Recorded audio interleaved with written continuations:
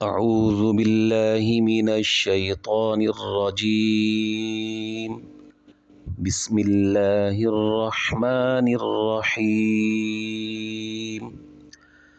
الذين ينقضون عهد الله من بعد ميثاقه ويقطعون ما أمر الله به أن يوصل ويفسدون في الأرض أولئك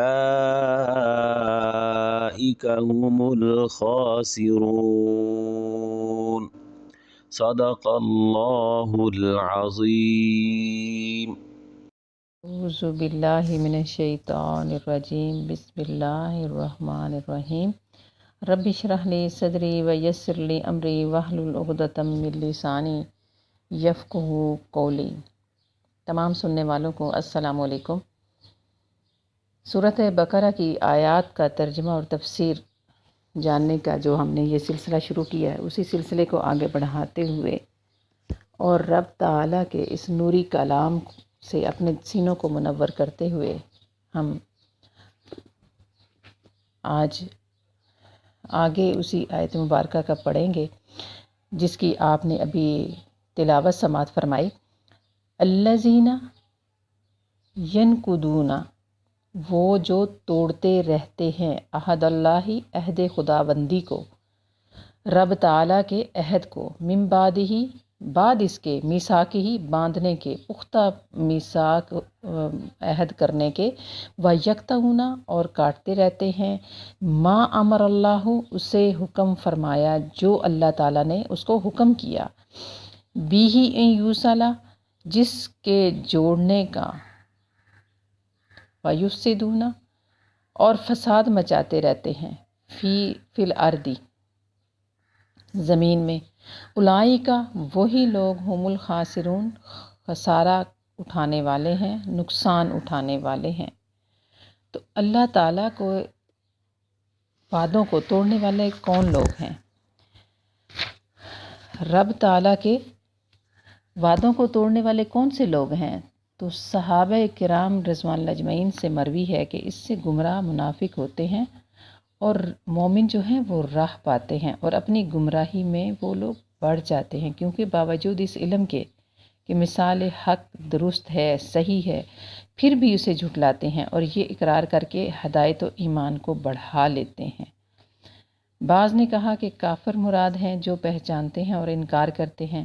حضرت سعد رضی اللہ تعالی عنہ کہتے ہیں کہ اس سے مراد خارج ہیں، اور حضرت سعد بن ابی وقاص تک یہ تمام جو صحابہ کرام رضوان اللہ اجمعین ہیں چند ایک، انہوں نے یہی فرمایا ہے کہ جنہوں نے نہروان میں حضرت علی رضی اللہ تعالی عنہ پر چڑھائی کی تھی، یہ لوگ گو کہ نزول آیت کے وقت موجود نہ تھے، لیکن اپنے بدترین وصف کی وجہ سے معنوی طور پر بھی ان فاسقوں میں داخل ہیں، اور انہیں خارجی اس لیے کہا گیا ہے کہ امام برحق یعنی کہ حضرت علی رضی اللہ تعالی عنہ کی اطاعت سے نکل گئے تھے اور شریعت اسلام کی پابندی سے آزاد ہو گئے تھے. تو لغت میں فسق کہتے ہیں اطاعت اور فرما برداری سے نکل جانے. تو اس وجہ سے بخاری اور مسلم میں بھی ایک حدیث مبارکہ موجود ہے کہ جس میں رسول اللہ صلی اللہ تعالی علیہ وآلہ وسلم نے 5 جانوروں کو فاسق کہا ہے کہ حرم میں اور باہر جہاں ہوں ان کو قتل کر دیا جائے. اس میں کوا، چیل، بچھو، چوہا اور کالا کتا. یہ پس لفظ فسق کافر کو اور ہر نافرمان کو شامل ہے، لیکن کافر کا فسق زیادہ ہے اور بہت ہی برا ہے. بعض کہتے ہیں کہ توڑنے والے جو اہل کتاب کے کافر اور منافق ہیں، اور عہد وہ ہے جو ان سے تورات میں لیا گیا تھا، اور وہ اس کی تمام باتوں پر عمل کریں اور محمد صلی اللہ تعالیٰ علیہ وآلہ وسلم کی اتباع کریں.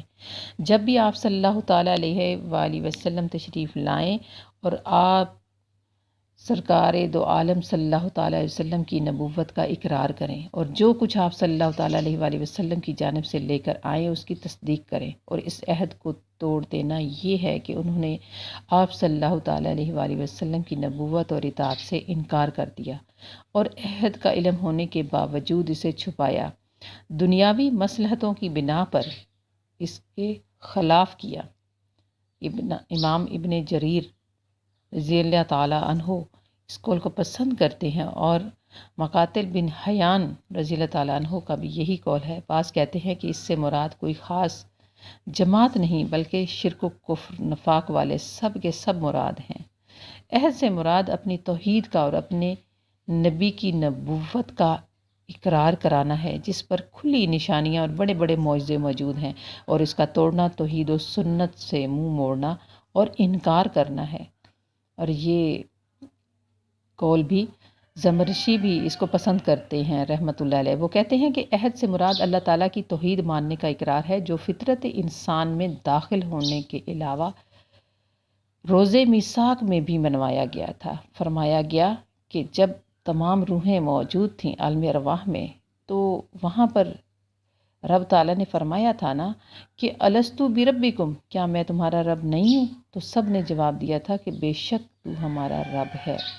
پھر جو کتابیں دی گئیں ان میں بھی اقرار کرایا گیا، جیسے کہ فرمایا گیا اوفو بعہدی، میرے عہد کو پورا کرو، نبھاؤ اور اپنے وعدے پورے کرو، میں اپنے وعدے پورے کروں گا۔ تو بعض کہتے ہیں کہ اس سے مراد وہ عہد ہے جو روحوں سے کیا گیا تھا، جب انہیں حضرت آدم علیہ السلام کی پیٹھ سے نکالا تھا، تو جیسے فرماتا تھا کہ وَإِذْ أَخَذَ رَبُّكَ، کہ جب تیرے رب نے اولاد آدم سے وعدہ کیا کہ میں ہی تمہارا رب ہوں، اور ان سب نے اقرار کیا تھا، اور اس کا توڑنا اس کا چھوڑنا یہ اسی کا ذکر ہو رہا ہے کہ جو رب تعالیٰ فرما رہے ہیں کہ یہ لوگ جو میرے ساتھ وعدہ کیا اس کو توڑتے ہیں۔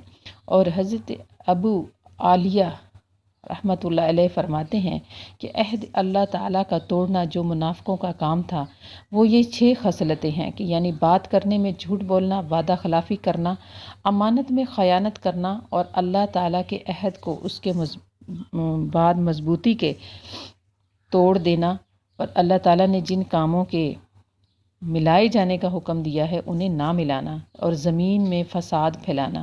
یہ خصلتیں ان کی اس وقت ظاہر ہوتی ہیں جب کہ ان کا غلبہ ہو، اور جب وہ مغلوب ہوتے ہیں تو پہلے 3 کاموں کو چھوڑ کر بعد والے 3 کام کرتے ہیں۔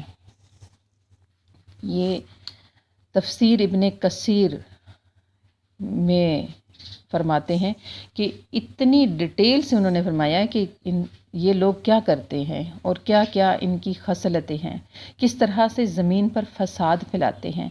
تو رب تعالیٰ سے دعا ہے کہ اللہ پاک ہمیں اپنے کرم اور فضل سے زمین پر فساد پھیلانے سے بچائے، اور اپنے کرم اور فضل سے نور پھیلانے والوں میں، ہدایت پھیلانے والوں میں، محبت پھیلانے والوں میں شامل فرمائے، اور نبی پاک صلی اللہ تعالیٰ علیہ وآلہ وسلم کے مشن کو آگے بڑھانے والوں میں شامل فرمائے، اور قرآن پاک کو پڑھنے، سمجھنے اور اس نور سے اپنے سینوں کو اور آنے والی نسلوں کو منور کرنے کی توفیق عطا فرمائے، اور ہمارے لیے یہ سہل کر دے، آسان کر دے۔ یہ بہت مشکل راستہ ہے لیکن رب تعالیٰ کے کرم اور فضل سے سہل ہو جاتا ہے، اور اسی کی مدد کے ساتھ یہ آسان ہو جاتا ہے، اور اسی راہ پر چلنے کی توفیق عطا فرمائے۔